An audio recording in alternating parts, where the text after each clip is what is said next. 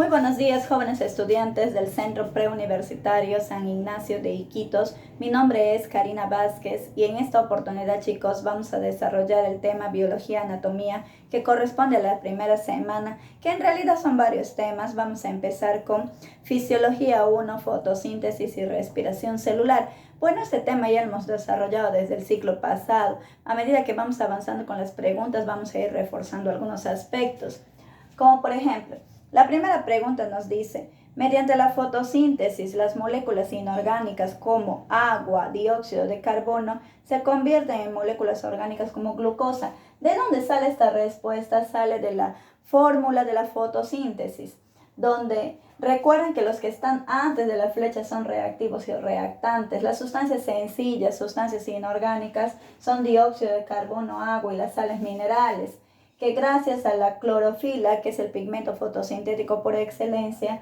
absorben los fotones de luz para transformar todo este material inorgánico y sencillo en un material orgánico mucho más complejo, que es la glucosa, que es este tipo de carbohidrato, un monosacárido con 6 carbonos, por eso es una hexosa, con la liberación de oxígeno que purifica los ambientes. Por eso es que en la 1 marcamos letra A. Número 2. La fotosíntesis presenta dos fases.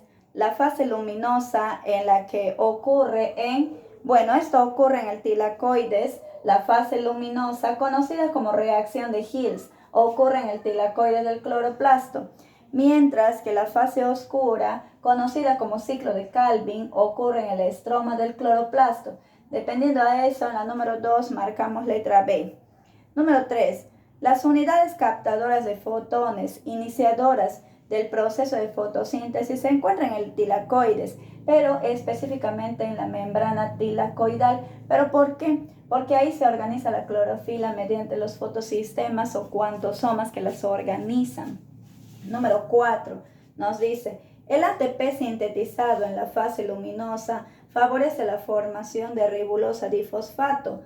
Esta ribulosa difosfato, conocida como rubisco, va a fijar al dióxido de carbono que se encuentra en el ambiente para formar azúcares. Por eso es que la finalidad del ciclo de Krebs, conocido también como del ciclo de Calvin, conocido también como fase oscura, es formar los azúcares, o sea, generar los alimentos. La ribulosa es la enzima encargada de catalizar esta reacción. Cuando decimos que vamos a colocar, la planta va a colocar el carbono para formar esos compuestos orgánicos, esa reacción se llama carboxilación oxidativa, encargada por la ribulosa, cuyo ATP es el que le ayuda a fijar. Si la ribulosa está en un constante cambio, una constante regeneración.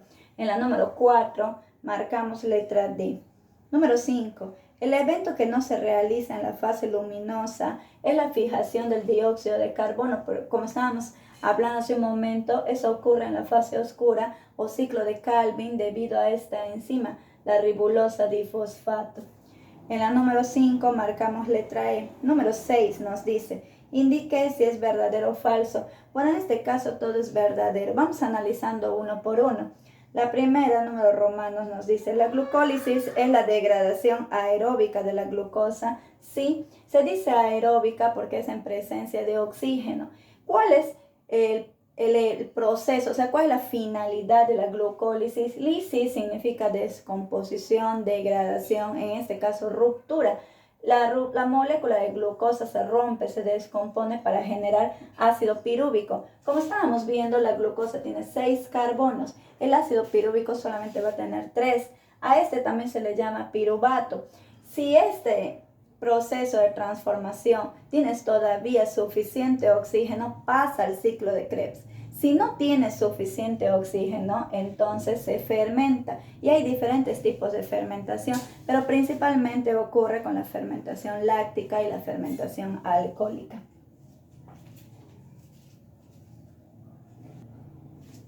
Bien, jóvenes, continuamos con la pregunta 6, pasamos a la número 2, romanos, y nos dicen, existen varios tipos de fermentación. Las más comunes son las fermentaciones alcohólicas y lácticas.